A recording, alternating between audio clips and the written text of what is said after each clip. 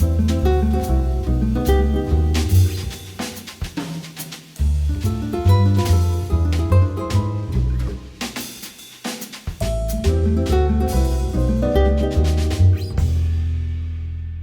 everyone, it's Karen at the Cool Tools Studio, and I'm here today to show you how to make a ring using our silicone ring mandrels, finishing touches molds, and a CZ. Rings can be intimidating, but I'm going to break this project down into simple steps, and you'll see how easy it is to make even complex looking rings. Here are the tools that you're going to need for this project. A clay roller, some cool slip, a work surface, tough cards, a silicone ring mandrel, an ultra clay pick, a snake maker, some tweezers, precision hole punches, and a 6mm CZ that can be fired. A wickway and a brush, sanding pads, and a medium sanding stick, some clay thickness rolling frames, EZ960 sterling lump and syringe clay, oval domed and round domed finishing touches molds, and a clay scraper. I'm going to be setting my 6mm stone today using precision hole punches. And I'm going to be working with a 5mm for the inside part of my setting because it's slightly smaller than my stone itself. And then I'm going to be using an 8mm for the outside wall of my stone.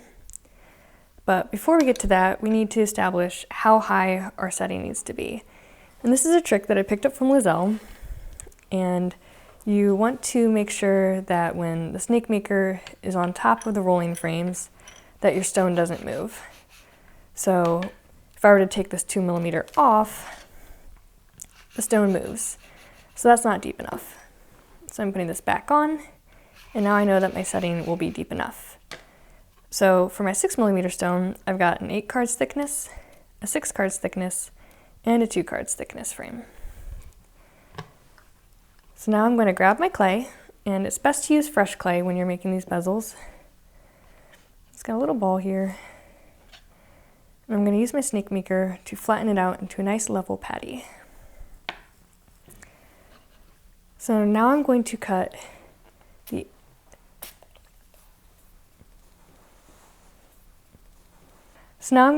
larger of my 2 holes, and I'm applying some cool slip to my precision hole punch, and I'm pushing straight down into my clay. I'm going to pull it straight up, and then I'm going to remove this excess here.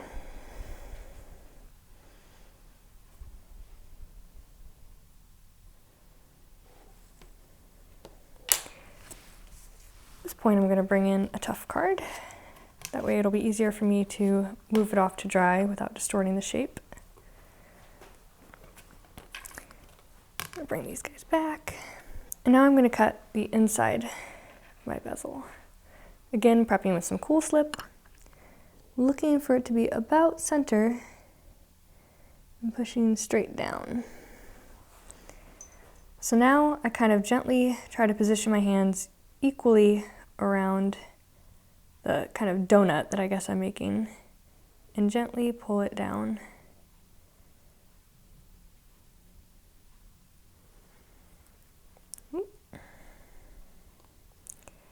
Place it back on my work surface there. Position my stone. I'm kind of tapping it to make sure it's starting off sort of flat. And then I'm going to use my snake maker again to push straight down in. And that's going to set my stone levelly. It's a little wonky at this point, but once it dries, I'm going to use sanding sticks to refine the shape. My setting is dry, and I'm now ready to refine the shape. I like to start off with a medium sanding stick, and I like to start off with a stick instead of pads because it helps me keep things nice and upright and straight up and down when I'm working on fixing up this outside edge. So I'm trying my best not to tilt the setting either this way or that way and just keep it nice and level, and the same with my sanding stick. And I'm just working my way around.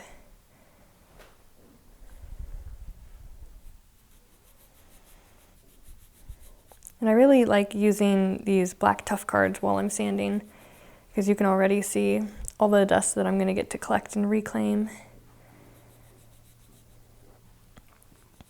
So once I'm feeling like this is level and I like the shape of it, then I'm going to move on to my sanding pad, starting with the super fine, working my way down to the micro fine. And that's just going to smooth out any scratches and marks that I've made refining the shape with the sanding stick. So I'm just wrapping up with this microfine sanding pad, and you can see how much you're able to clean up your settings after you set your stone. Now we're ready to move on to making the band of our ring. Now I'm ready to make the band for my ring, and Cool Tools has a ring sizing chart that you can consult on how large you need to form your ring for how small you end up wanting it to actually be. So I'm going to try to make a 7, so I'm working with a 9.5 mandrel. I'm going to be rolling my clay to 4 cards thickness for my band. And since I'm going to be rolling a long shape, I kind of roll it gently, really quickly to start off that shape. Oh, I'm going to run over my mandrel.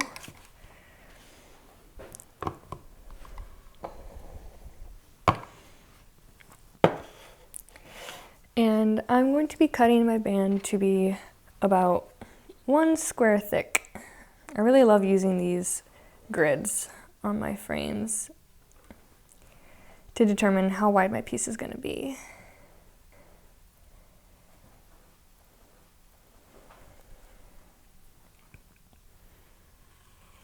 And I did prep this work surface with Cool Slip. I forgot to mention that. So it should peel up nice and easily for me.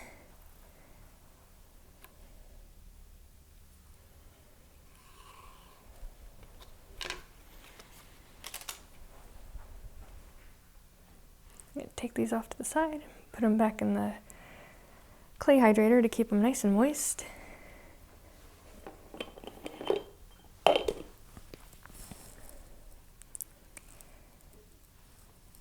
And then I'm going to wrap my band around the mandrel. And I like to work close to the end. That way I can kind of line up the edge of my ring with the edge of the mandrel and try to keep things nice and level. So I'm going to overlap here, and then I'm going to grab my clay scraper, and I'm just going to cut an angled edge here.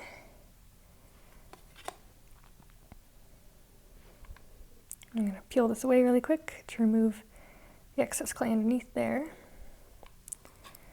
And then I'm going to dampen both sides of my seam.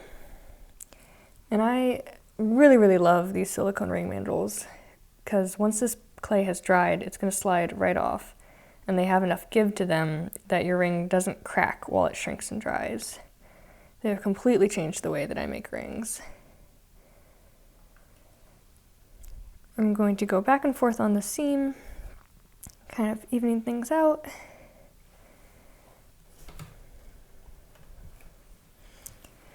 I'm going to bust out the finger tool.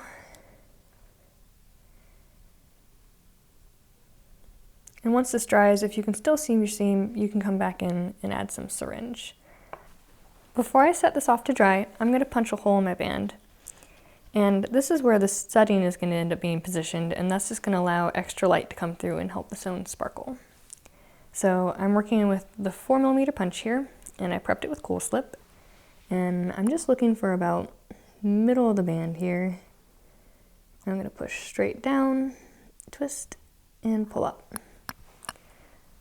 Now I'm going to allow this to dry, and then I'm going to start working on the top part of my setting. So now I'm going to build the platform that's going to have the little dots that surround the stone setting here. So to do that, I'm going to be rolling some clay to 6 cards thickness. I've got my work surface here already prepped with Cool Slip.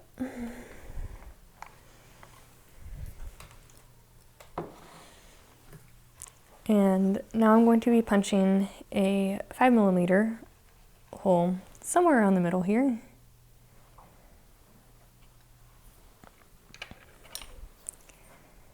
Didn't want to come out. There we go. And now I'm going to actually pick this piece up and move it onto a tough card. And then I'm going to dampen this area.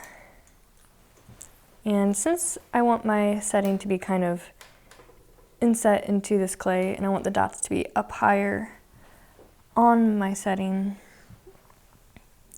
I'm going to apply some pressure and push him down in there. Now I'm going to come back with my brush and dampen this whole area.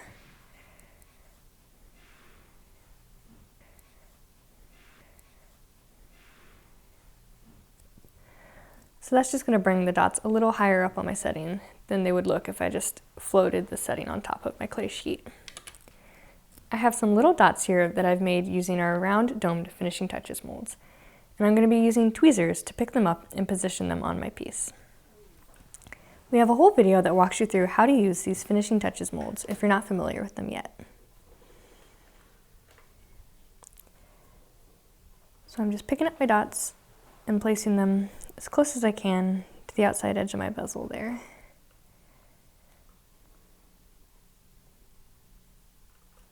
Oh, I think I got two there. Yeah, I did. We'll use you next. I'm going to flip this guy back right side out.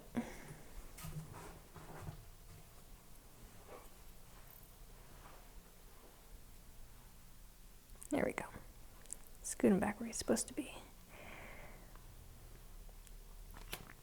So I'm just going to keep working my way around to surround this setting with these cute little dots. Now that my dots are all the way around my setting, I'm going to use my Ultra Clay Pick to trim away this excess edge. And I just go in between there and cut from the kind of points out. And this may look kind of rough at this point, but you're going to come back in and sand and clean up this edge, and it'll look great. So just work your way around your piece to remove all your excess clay, and then we'll catch back up on how to clean this up. So now I'm going to spend some time cleaning up this edge before I attach it to my second platform. And I've got my fine sanding pad here, and I'm just going to kind of come in the points between the dots and clean that up.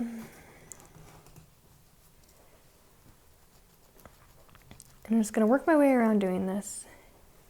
You can kind of already see how much better that looks than that. And once all the excess clay has been removed and it's kind of a nice, rounded, organic looking form, I'm going to move on to the superfine, ultrafine, and once again, microfine to keep things nice and smooth so they'll shine up really nicely once they're fired. Once you're happy with your centerpiece here, you're going to roll out some clay for the oval platform. And I'm just going to prep my work surface with some Cool Slip that I have over here. And I'm going to roll some clay to 3 cards thickness. And once again, I'm going to be using my 5mm punch.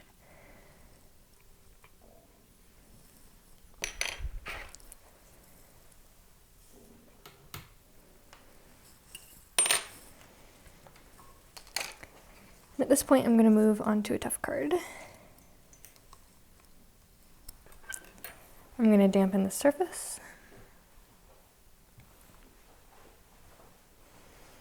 And I'm going to be positioning this somewhere around center over that circle.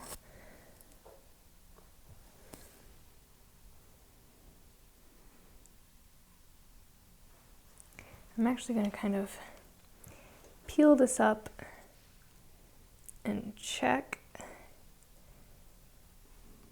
And actually I eyeballed that pretty well. I'm happy with that. So I'm going to lay it back down. And I'm going to add some more water where this is connecting here.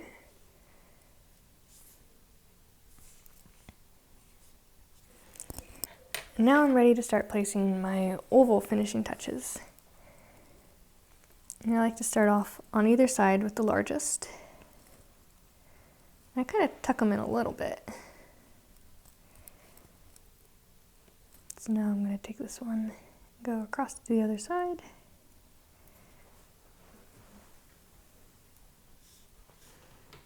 Tuck it in. And then I'm working my way to the the second smallest on either side of those.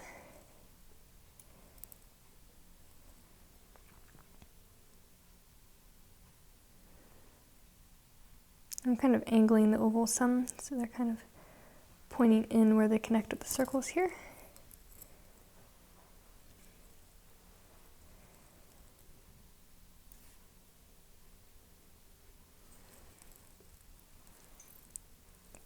And now I'm ready to add my smallest ovals.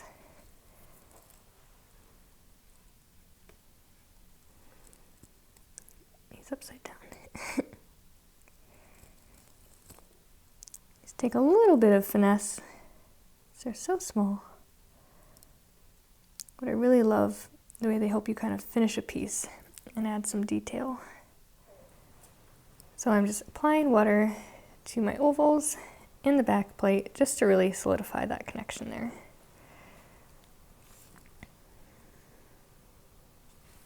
So now, just like before with the circles, I'm going to be cutting along this edge.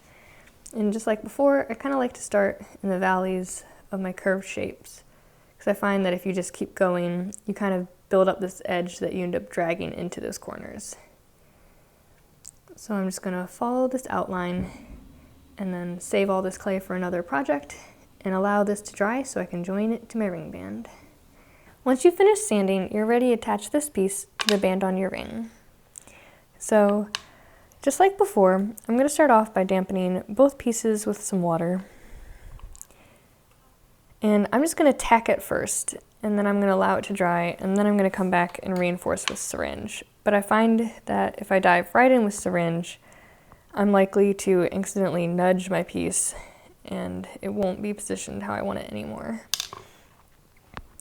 So I actually start this off upside down and try to line up the circle there, the circle on my band, just generally, and then I'm going to flip it over and see how that's looking center-wise.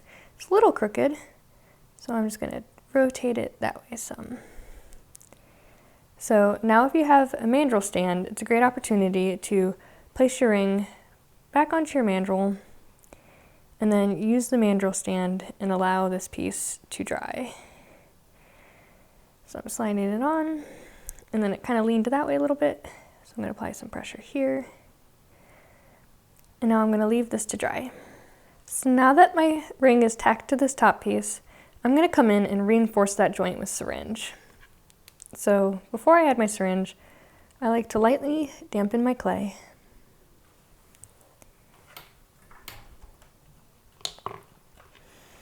And I've got the medium sized tip on here. I'm going to come in and fill that groove. And then I'm going to kind of bring it upright. And I find that it looks a little better when there's kind of a transition from these dots to the flatness of the band. So I kind of go back and forth and give myself some material to kind of work with there. I'm going to take my damp brush again and use it to kind of smooth out and manipulate this syringe. And this just kind of, again, gives you a transition from the flat band to this top, so it doesn't look like it was just stuck on there. Kind of work it in between the dots there.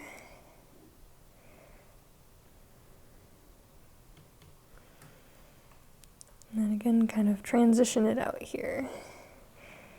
And you might find after one round of this has been applied and dried that you want to build it up a little bit more. And that is completely up to you. But already, just looking from this side to that side, this looks so much more kind of finished and considered as a whole piece. So repeat that addition of syringe that you did on this side to this side of the ring as well. Once your syringe is dried, you're ready to use the sanding pads to smooth out the surface here. So I'm starting off with fine, and I like to sand on the mandrel to kind of give it some support. But since I'm going to be kind of rounding out this edge some, I'm going to scoot it up here. And again, I'm starting with the fine because I've got a little bit of material to remove here to kind of even things out.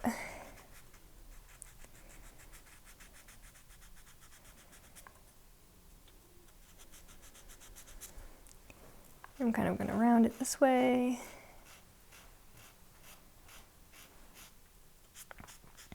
And just try to even out this transition some. It's easy to remove too much material with the fine, so I'm pretty quickly going to switch over to my super fine.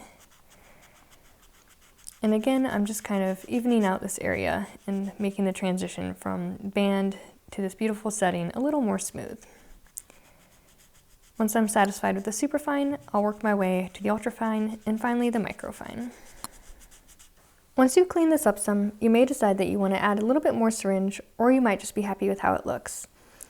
I'm going to keep moving with this video by applying dot accents, but you may decide that you're happy with how it looks and just fire the piece and call it done as this. In case you do want to add the dot accents, I'm going to show you how I did that as well. Just like before, I'm going to dampen where I'm going to add those additional dots.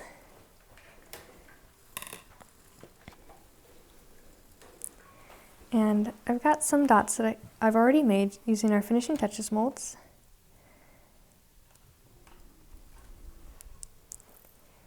And I'm just kind of positioning them where the band meets my setting up there.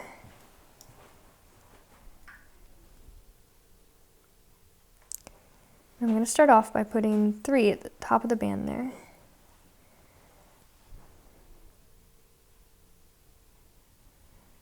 And if you want to scoot those even higher up, you can, but I kind of like the subtlety of this.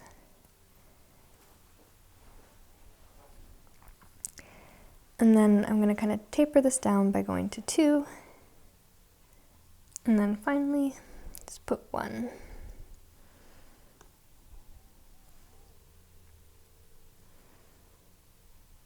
Once you have your accents on both your sides, you can decide if you want to do the band that goes all the way around the back.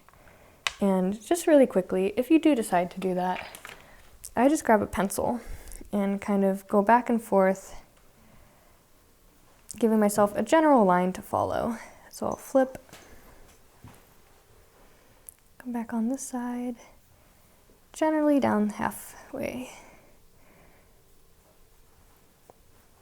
And if you're really particular, you could measure this, but I kind of eyeball it because I figure as you're placing your dots, you can end up adjusting and moving anyways. So there's a general line that I'm going to follow with my dots. So I'm just going to keep adding dots, and then once they're all on, I'm going to coat my piece one more time, and just really quickly, I just coat the dots and the band itself. So I'll also do that to all the dots along the back of the band. Once it dries, you're ready to fire. Once your piece is completely dry, you're ready to fire it. Since I'm working with EZ960, I fired this ring for 2 hours at 1675. If you want to assure the size and shape of your ring while firing, you can use a ring pellet. Since I formed on a size 9.5, I would use a size 7 ring pellet. Here's my finished piece. Once it was fired, I darkened the low areas using the patina gel, and then tumbled it to bring it to a nice shine. There are plenty of ways you can customize this ring project. You could change out the color or even shape of the center stone, or play around with different sizes or accents that you use around the setting. Whatever you decide to do, I hope that this video made rings seem more approachable and you feel like you can give making one a go. I'd love to see what you make. Thanks for watching. Visit our Learning Center at cooltools.us for more cool jewelry making videos. Subscribe to our YouTube channel, like us on Facebook, follow us on Twitter, and be sure to sign up for our email list to be the first to hear about new videos, new products, and other cool stuff from Cool Tools.